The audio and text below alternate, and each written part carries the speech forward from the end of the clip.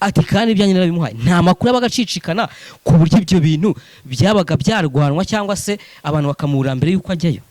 Ahubwo nyine biriya bintu bikora nk'uko ubu ngubu abakomisiyoneri bakora. Akagira gutya ahubwo akaba yavuga ati akajya agira abantu atuma ati wowe ugenda uzanira abantu. Akaba buriya yamuha akantu cyangwa bagasangira inzoga ukagenda uvuga ati kwa runaka baravura bararagura bagira bate baravura mbese.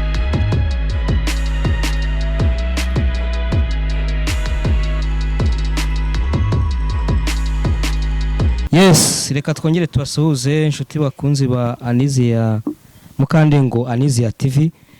Turabashuhuje. Ni nk'ibisanzwe ni channel Imana yishyiriyeho.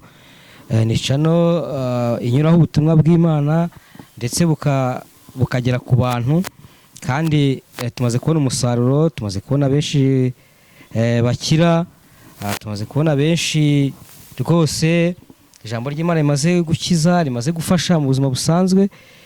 Niyo mpamvu rero Mukandengo Anizia TV yaje mu mugambi w'Imana.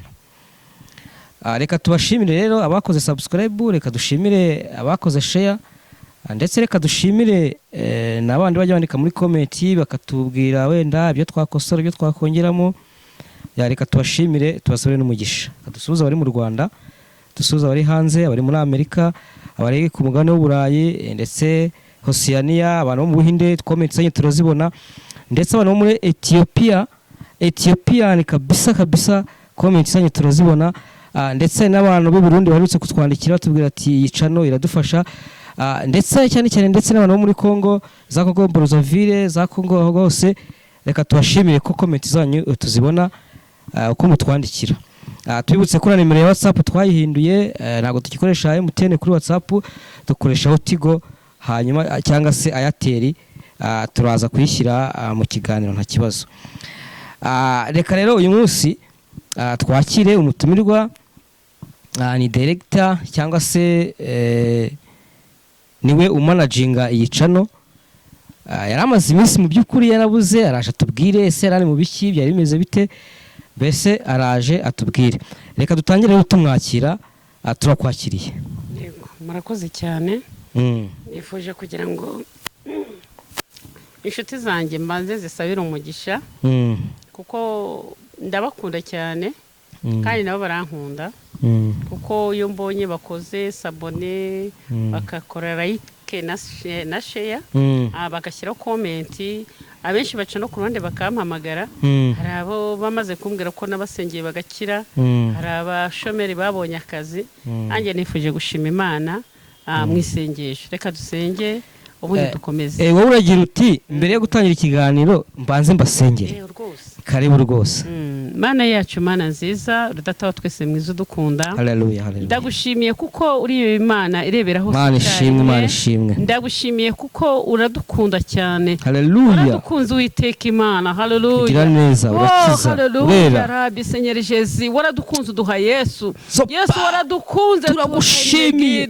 Haleluya. Udukunze witanga ku musaraba kugira ngo turonke ubugingo. Ndagushimiye Rabbi Seigneur Jésus. Urashayine meni yawe. Ndagushimiye. Haleluya. Twirukanye imyuka mibi, twirukanye abadayimoni, turakubita hasi, turirukana za karande mu izina rya Yesu. Ndagushimiye ko Mana harabumaje gukiza. Ndagushimiye ko harabohaye akazi. Ndagushimiye ko harabambwiye ko bari bagiye kuyahura. Haleluya. Bari bubagoye, ariko ndagushimiye ko Mana harabawakijije. Izina ryawe ni ryamamare. Mana data wa twese, nanjye mbasabiye umugisha abo muri Aziya, aho Oceania, abo Burayi, abo muri Amerika, impande nyazisi, abo mu Rwanda, Mwami Yesu Kristo, Mana abo muri Afrika hose. Haleluya. Mana habwa icyubahiro. Uwiteka ni wowe Mana, Uwiteka ni wowe Mana. Komeza ukora imirimo, komeza wamamare, izina ryawe ni ryamamare. Haleluya.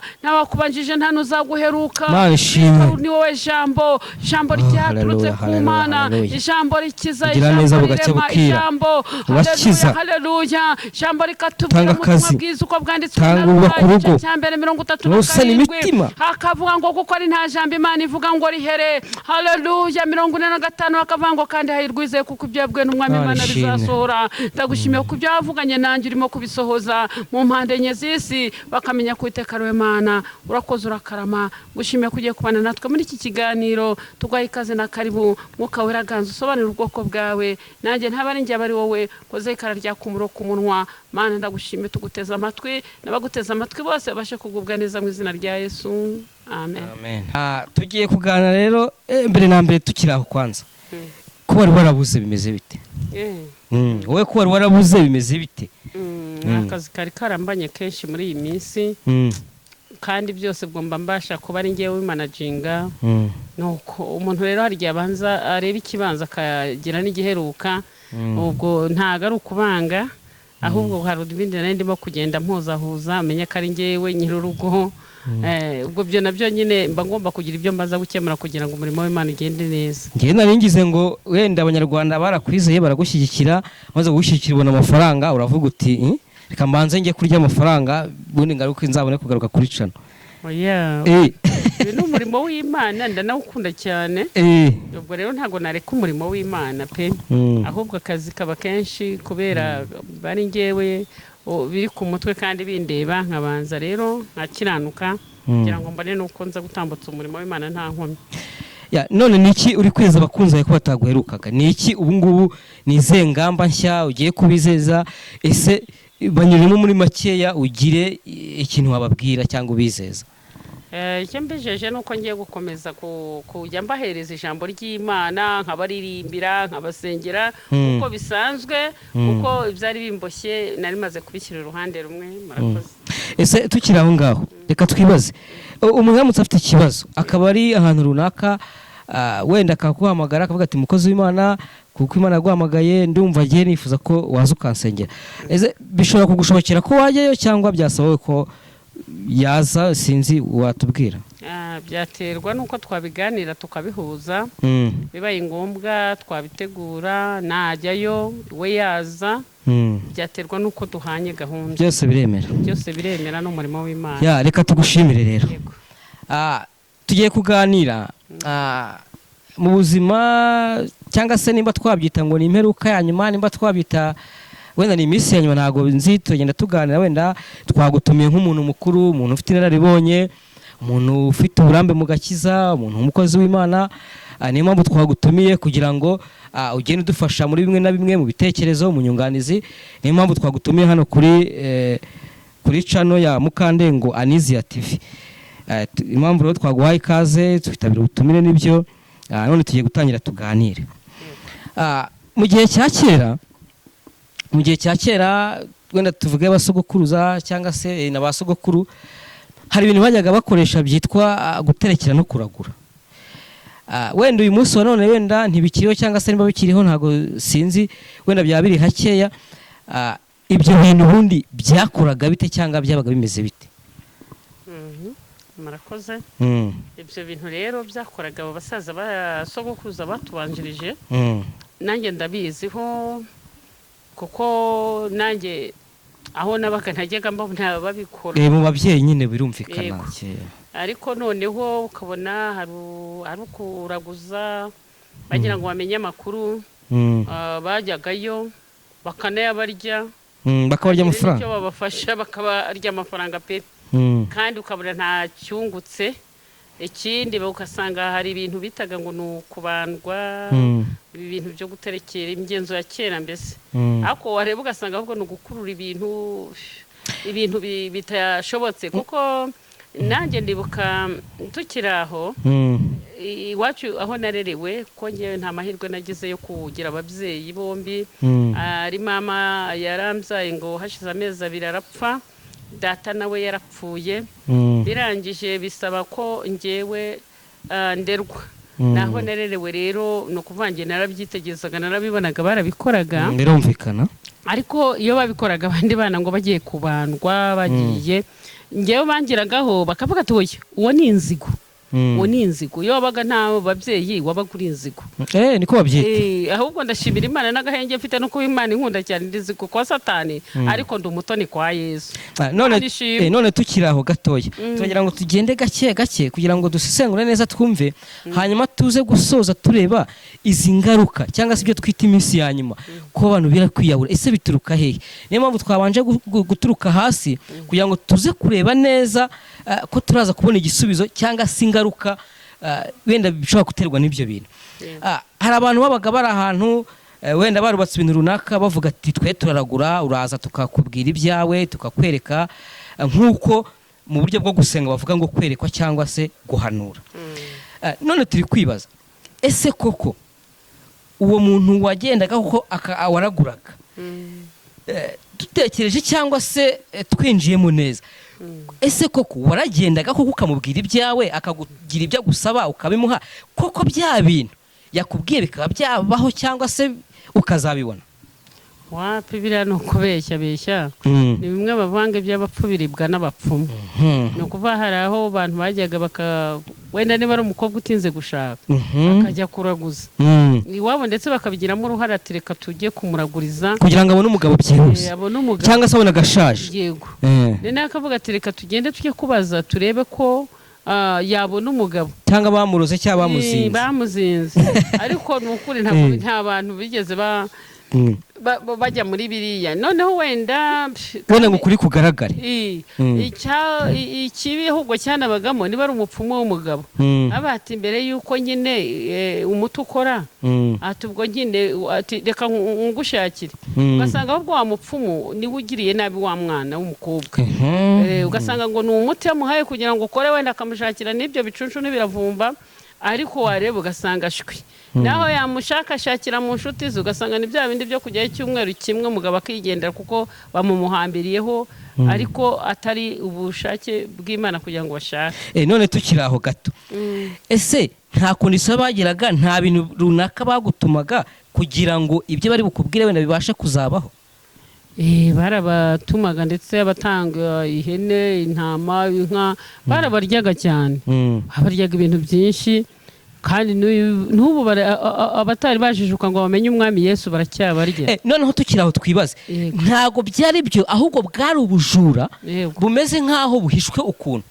None se uribuka ko no muri Bibiliya hari umugore wari wararwaye cyane, amaze imyaka 38 arwaye, ariko noneho yarivushe n'utwe twose twarashizeho, aragenda baramurya nyine ajya mu abapfumu akajya gupfuma gusa, barayarya bararangiza, udusamba aragurisha, ibyo byose bimushiraho, ahereza abapfumu biranga. Ariko birangije ahura na Yesu, ni ukuvuga ngo we yabonye Yesu aho agiye kunyura narahabinda, aravuga ati nanjye ahangaha niho ngomba gukirira, naho batatuma mwegera kubera intege nke n'ubukene, ariko ngenda byigana mpaka nkoze ku mwambaro we. Umugore yarabikoze koko akurikije igihe amariye, arangije amukoze ku mwenda, icyago yari afite kirakira. Twibaza, ese kubera iki umwe yajyagayo agatanga ubutunzi bwe akabona ntibikunze, undi agasubira? Ese nta makuru aba agacicikana avuga ati giye uriya yarambeshye, n'undi wenda nanjye nawe baza bakubwira ati yarambeshye, ibyo yambwiye ntibyasohoye, ati ntibyabaye, ati kandi ibyanjye narabimuhaye? Nta makuru aba agacicikana ku buryo ibyo bintu byabaga byarwanwa cyangwa se abantu bakamura mbere y'uko ajyayo? Ahubwo nyine biriya bintu bikora nk'uko ubu ngubu abakomisiyoneri bakora. Akagira gutya, ahubwo akaba yavuga ati, akajya agira abantu atuma ati wowe ugenda uzanira abantu, akaba buriya yamuha akantu cyangwa bagasangira inzoga, ukagenda uvuga ati kwa runaka baravura, bararagura, bagira bate, mbese noneho ugasanga umwe aho kugira ngo avuga ati yarambeshye, ahubwo akagenda avuga ati hari umuvuzi agira gutya na gutya, namwe mujyeyo. Ugasanga umupfumu afite abakomisiyoneri bamuvuganira, nk'uko ushobora kugira gutya akavuga ati ariko nyamara ugiye kuri rusengero bajya basengera abantu bagakira. Rero n'ubundi na kera niko abapfumu bagendaga babahahana. None tukiraho ubwo twibaze ngo rero ntago byabaga ari byavuga, byabaga nuko ngo n'ubundi byabaga ari ubujura, ariko n'ubundi bujura bwatangiye kera. No bujura nyine bwatangiye kera, amasambu barayabarya, intoki barazigurisha, inka barazitanga, abantu bagasigara kandi nta mpinduka, ahubwo bakikururira ibindi by'imyuka mibi mu muryango kubera ibyo bintu bakoze. None tukiraho, ese wowe nk'umuntu mukuru, nk'umukozi w'Imana, nk'umuntu Imana yahamagaye nk'umuntu ufite inararibonye ni izihe ngaruka waha abantu cyangwa fagiti zifatika zishobora kuba zaratewe n'ibyo bintu ubu tukaba turi mu ngaruka z'ibyo bintu? no kuvuga ngo icyo mbona biriya bintu bigira ingaruka mbi kuko nk'abantu nk'imiryango yagiye ibijyamo cyane ubona mu muryango bikurikirana abana hari ijambo ry'Imana n'ijambo ry'Imana rivuga ngo mpora abana gukiranirwa kwa base ugasanga basogokuruza bagiye mu bintu nk'ibyo ariko wa muyaga mubi w'ibintu bakoze ingaruka z'ibibi ugasanga bo barapfuye ariko umuntu agasigara arwara na myuka mibi wasanga bamwe barasara abandi bariyahura koko abandi burareba ugasanga bataye ubwenge biyahuje ibiyobyabwenge ugasanga mbese hari ingaruka nyinshi z'ibintu bibi abantu bagiyemo ariko iyo urebye nk'abana bavukiye mu bantu basenga ubona ko harimo itandukaniro ry'abantu bavukiye mu miryango yagiye ikora ibyo bintu. None tukiri aho ngaho reka twibaze hari abantu bagiriwe amahirwe babaga mu ibyo bintu baza kumenya Imana barakizwa ariko hari n'abandi baje gukomeza babigumamo cyangwa se ntibakizwa. Ese tugiye kureba rero uburyo bubiri.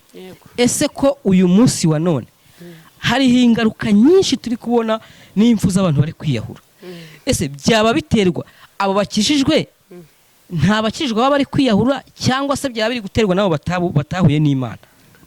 Abantu bakijijwe burya ahantu biyahura ni muri Yesu.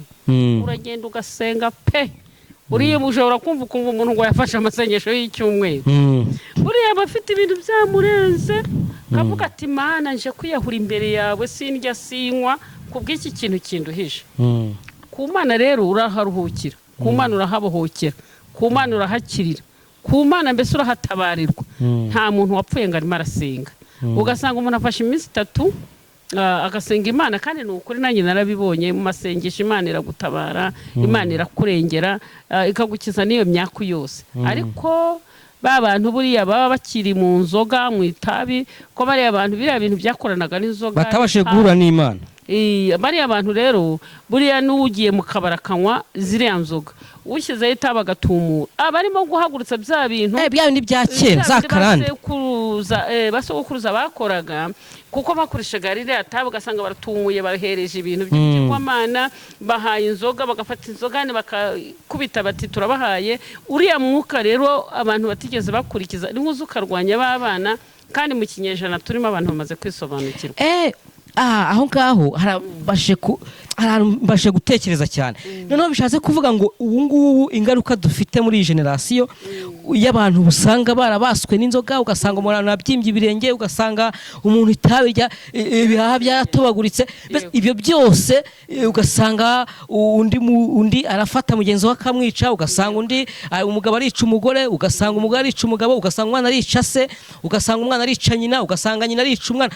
Izo ngaruka byose bishobora kuba no biterwa n'izo ngaruka za kera. Abantu ba kera benshi bajyaga biyahura nyine ugasanga mbese harimo ibintu byinshi mbese iyo miyaga mibi yose irakorakorana ikagenda ikazizengesha abantu ku buryo umuntu ashobora kurakara gato ugasanga akoze ishyano wenda tuvuge hari n'igihe wenda nta wicaga undi kera wenda urugero kuko uko kera abantu babanaga wenda umugabo yakubitaga umugore akaba yarusha imbaraga umugabo agakubita cyane cyane ko n'umugore yemeraga agakubitwa kuko gukubita umugabo ari umugore byari nk'ishyano yanagukubita ikijisho cyageraho ushuhuje ukavuga uti ukihangana nturege umugabo ntugire uta abagore bakira bari barashize ariko nta n'abantu bicanaga ariko ubu murahura n'ibintu mutahurizaho akantu gato mwajya impaka kubera wa mushinyu uzamutse umuntu agahita akubita ugasanga abadayimoni bamuhoze b'ibintu bya kera abantu batakurikije ugasanga ukoze ishyano. Noneho wowe uri kuvuga ko ibi bibazo duhura nabyo ari ingaruka z'ibibi z'abakurambere bacu? Nabyo bibaho ntabwo twabijya kure kuko mbona abantu bakijwe bakiha Imana bakakira Yesu akabira umwami n'umukiza umucyo w'Imana ukabamurikira bakava mu mwijima nta muntu ujya kwiyahura. None reka twibaze ese kuki cyangwa se ni uruhe rwego umuntu ashobora kugeraho nibura akajya gufata umwanzuro wo kwiyambura ubuzima? Uwo muntu aba ageze nko ku ruhe rwego? Urwego rwo kugira ngo umuntu yiyahure rero ni amajwi aba yumva ni bya bintu banywa byarangiza bikabayobora mu bwonko bwabo, agasanga kubaho agasanga gupfa bimurutira kubaho, noneho wakafatamo akagira amahitamo, ariko biba ari shitani umuyoboye, akari umwuka w'Imana umuyoboye, akavuga ati ubundi maze iki, agashiduka yakoze iki, yimanitse mu mugozi, yanyweye ibinini, yanyweye wareba ugasanga nta mpamvu runaka ibimuteye, ugasanga ni satani nyine yamushotse. None ko turi kubona abantu bari kwiyahura cyane, ari abana bato n'urubyiruko, ese bimeze biti? Birakabije. Urubyiruko hari abo twumva basimutse amataje, abo twumva yimanitse mu mugozi, abo twumvise ejo bundi ngo yimanitse mu mugozi. Ibyo bintu abandi ngo bagasiga inzandiko, mu by'ukuri nk'umukozi w'Imana, nk'umuntu Imana yahamagaye, ese mbese nk'abantu Imana yahamagaye nk'abakozi b'Imana, ni izihe ngamba muri gufata cyangwa se muri kubasha gutekerezereza uru rubyiruko cyangwa se iyi si, kugira ngo ko muri ibintu bikabije kurutaho kuba bibi cyane? Ingamba mbona tukwiye gufata no kongera gusenga, amasengesho menshi yabasha kuzimya umuriro wa satani, Imana ikongera igahamagara bariya abantu bakava mu mwijima w'icuraburindi, uko simbyumva ukuntu umuntu ashobora kwinagaya mu mugozi adafite ibintu amaze kwidoroga, kuko ukurikije uko umubiri unaryana, byonyine uzanarwara akantu ku mubiri wumva ukuntu kababaza, ugasenga Imana ngo igukize, cyangwa ukihutira kujya kwa muganga, kumva urebye umugozi nta kintu widoroze ukawujyamo, ntabwo byoroshye. Ahubwo kuri iki gihe ikibazo cy'urubyiruko cyane cyane ni ibiyobyabwenge, banywa bakiyahuza ibiyobyabwenge, kandi burya ahubwo ntabwo ariho hari amahoro, ahubwo amahoro ari kuri Yesu.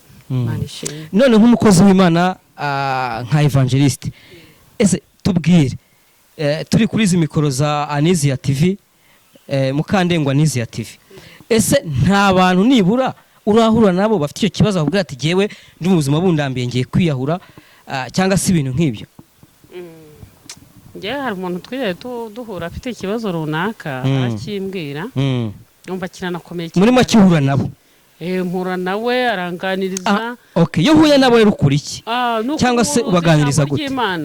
Abanza ukamusengera, ukamuganiriza, ukanamutega amatwi, bakakubwira ikimubabaje, kuko buriya iyo umuntu byonyine ni inkunga ikomeye gutega umuntu amatwi, ukabona umuntu ubwira agahinda kaba kakuririra, buriya iyo arimo kurira abonye umuntu yagiriye ikiza, aba arimo kuruhuka, uramureka akarira rwose, ukanabimufashamo akarira, mbese akakubwira amavamutima yose, akakubwira ndetse ukamuha akanya pe, ukamubwira uti tugeze umwanya wo kwiyeza no kwitunganya. Erega nawe ahubwo hari ukuntu umuha urugero, nawe ugashakisha uvuga uti Imana nanjye mbabare gutya, ukamuha kugira ngo wisanishe nawe, kugira ngo umwereke ko nawe hari ibyo Imana igomba kukweza no kugutunganya, ukamumuhaye inzira. Noneho warakubwira akivayo wese, akakubwira n'ikintu cyari kigiye gutuma yiyahura, akakubwiza ukuri, akakwambara ubusa, mbese akakubwira. Ubwo rero hari uwo twahuye arabimbwira ati ni ukuri vuba aha, ati ngewe rwose ati numvaga nanakwiyahura, ati ariko noneho numva umwuka w'Imana arambwira ati jya kureba uriya mubyeyi. Haleluya, ndafashijwe. None haraza ndamuganiriza, hari aho wenda yabonaga areba ahari ikibi, muteze amatwi mundangije, ndavuga nti burya hari ahantu uriya muntu wabona ko ari we mubi, ahubwo umubi ni wowe. Mwereka aho bigorera, aho ugoramiye.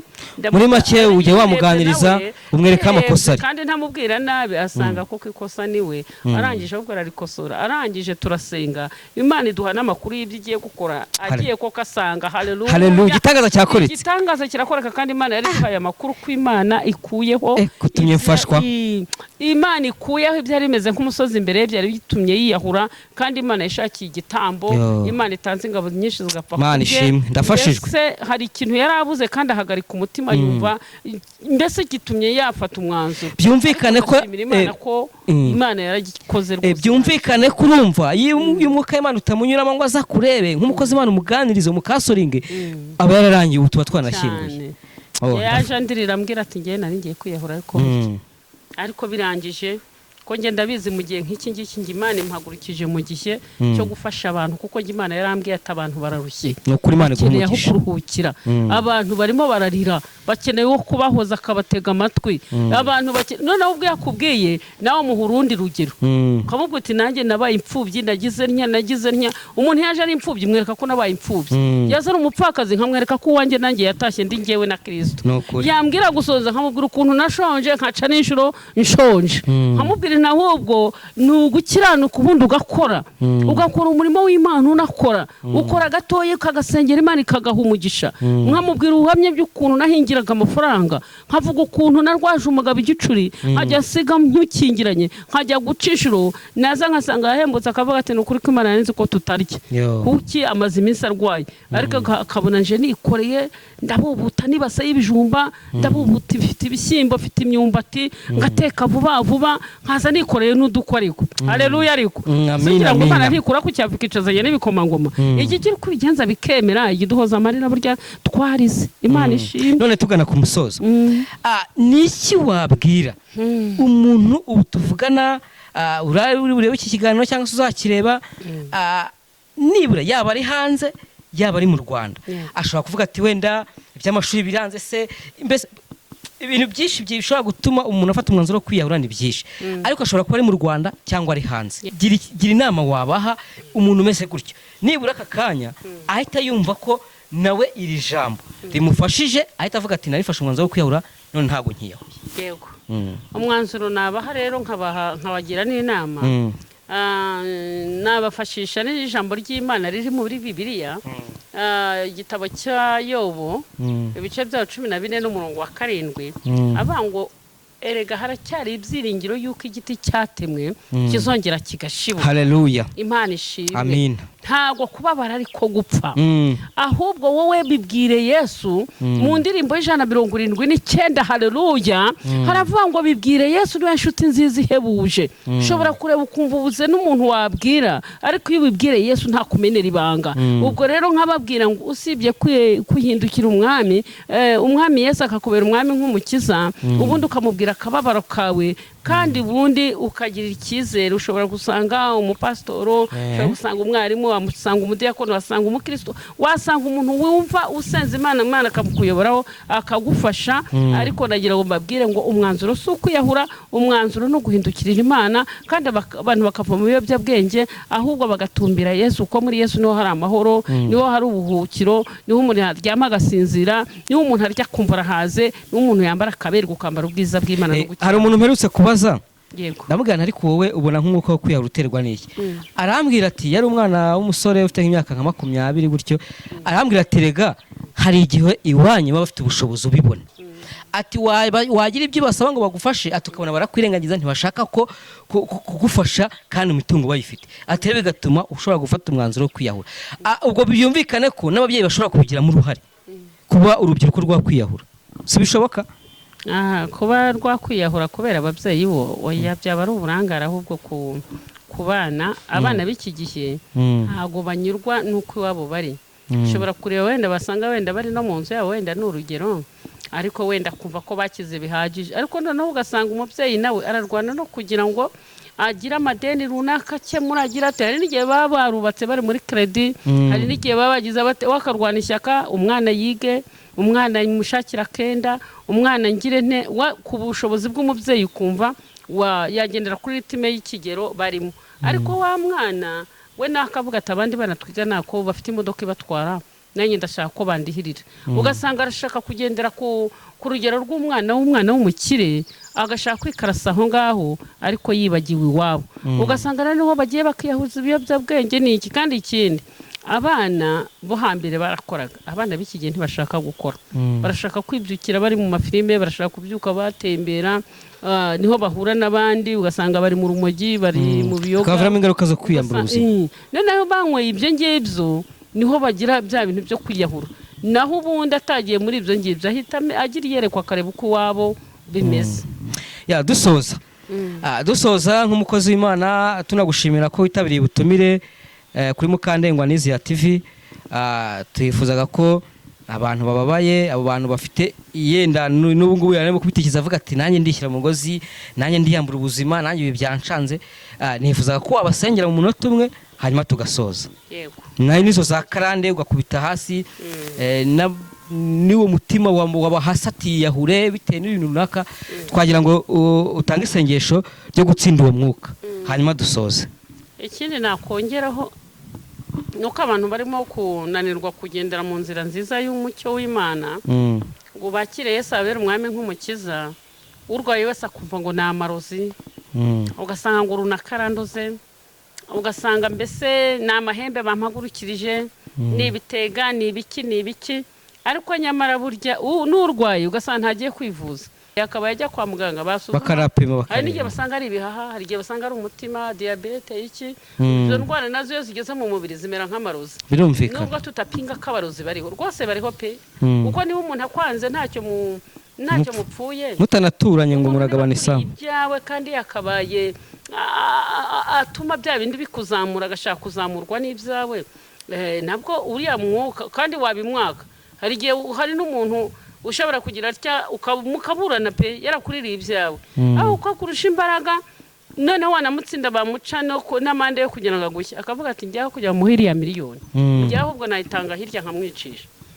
urumva ni ikibazo, ni umwuka wa Satani, umwuka w'abadayimoni. ubwo rero umuntu narwara agiye hutira kujya kwa muganga. ikindi yo kwishyiramo cyane abarozi, n'umuntu naguhemukira umubabarire ataragusaba imbabazi. ikindi ni nacyo Imana idusaba, bahindukirira umwami Yesu abere umwami n'umukiza. ihutire kwegera urusengero utuyemo, ihutire gusenga Imana, twegera abakozi b'Imana barahari, va mu maroji, nta cyiza kirimo, ni umwijima gusa, ni ingaruka z'ibyaha. Nubwo atari umunsi ukiraho, nubwo atari umunsi wo kujya ku rusengero wenda, ariko mu maserire, mu makaritsiye harimo abakozi b'Imana, harimo nta hantu abakozi b'Imana bataba. Yego, reka noneho mbasengera Imana, bagira inama ngo muve mu mwijima mubi, utsinde uwo mwuka, isengesho ryo gutsinda uwo mwuka. Yego, ahubwo abantu biha ingamba zo gusenga, ngiye kubasengera Imana dukubita karande twigezaho umwuka mubi, ariko nabo bashyiraho akabo, erega bashyiraho akabo, bave mu bunebwe, bave mu buzerere, kuko hari ahantu Yesu yavuze ngo kabari, bave mu maroji, bave mu bitagira umumaro, bave mu buzererezi, ibashora amaboko bakore.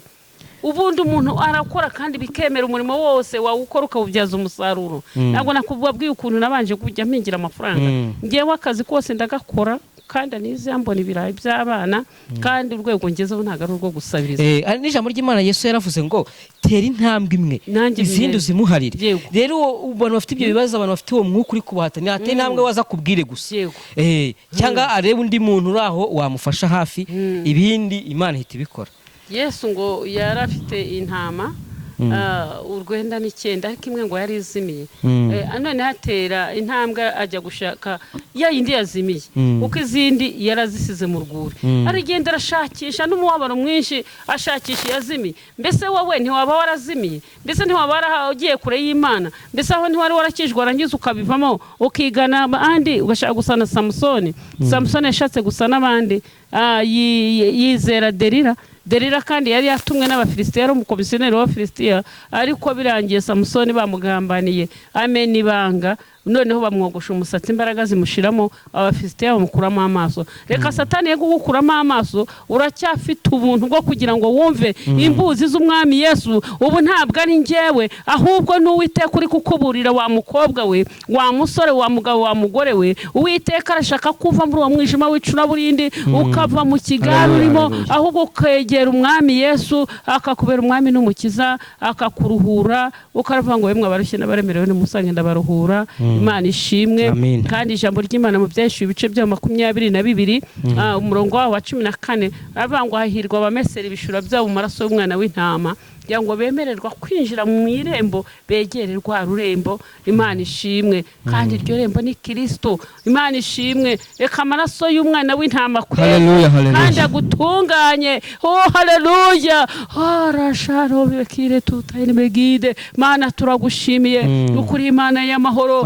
Ugeze hariya kuri bari abagabo, ugeze kuri bari abagore bari barushye, bagiye kwiyahura, tutsinze uwo mwuka mu izina rya Yesu. Ugeze Mana wowe urushye uremerewe, gira gira neza bariya imbaraga bantu za satani turazitwitse turatwitse turakongoye mu izina rya Yesu garukiraho bariya baremerewe nubatura imitwaro mu izina rya Yesu Kristo wa Nazareti garukiraho wariye kumanika umugozi mu izina rya Yesu wewe wumvaga ko ubuzima burangiye ubuzima buracyakomeza uzabaho kandi uzakomeza ubeho twirukanyura mu izina rya Yesu turirukanye turatwitse turakongoye mu izina rya Yesu Kristo wa Nazareti Mana data wa twese buriya bwoko bwawe tubushyize mu maboko yawe imbaraga sinze karande mu izina rya Yesu imbaraga z'umwijima zihunge katika jina la Yesu twirukanye uriya mwuka mubi utuma bazerera mu izina rya Yesu ibiyobyabwenge mu izina rya Yesu twirukanye umwuka mubi w'ibisazi mu izina rya Yesu katika jina la Yesu twirukanye umwuka mubi wo kwiyahuza Mana bidoroge mu izina rya Yesu twese reka aba bantu bawe tubagushyize mu maboko reka bahungire muri wowe urakoze Yesu reka agere kuri ruriya rubyiruko rwacu urakoze Yesu agere kuri aba bagabo barushye amaraso agere kuri aba bagore amaraso yawe Yesu yeza dutunganye rwose mu izina rya Yesu urakoze Kristo urakoze Yesu urakoze Yesu tugushimiye ko babariye tugushimiye ko batabaye Mana ishimwe kubakijije Mana ishimwe indwara za karande zawe ayakaramata mu izina rya Yesu mu izina rya Yesu igira neza abari hanze urabakijije mu izina rya Yesu bari mu Rwanda bakijije mu izina rya Yesu gira neza Mana barwaye bakire mu izina rya Yesu ibihaha n'umutima izina rya Yesu Kristo ndwara zo mu mutwe zitumusha izikire mu izina rya Yesu kikacina na Yesu duhamagaye umwuka n'umuriro bakikakongora bitavuga Imana mu izina rya Yesu turakwigize ngo Mana reka abantu babibere mu bwisho bwisumba byose bahame mu gicucu gishobora byose Yesu rekubera abantu bawe ubuhungiro ko niko Dawidi yavuze haleluya haleluya muri Zaburi ya 21 haleluya urashikarabo tutarabarashayini rabisegeri gloria aravuga ngo baba mu bwisho bwisumba byose haleluya mwana ishimwe kandi ukabera ubuhungiro haleluya amen.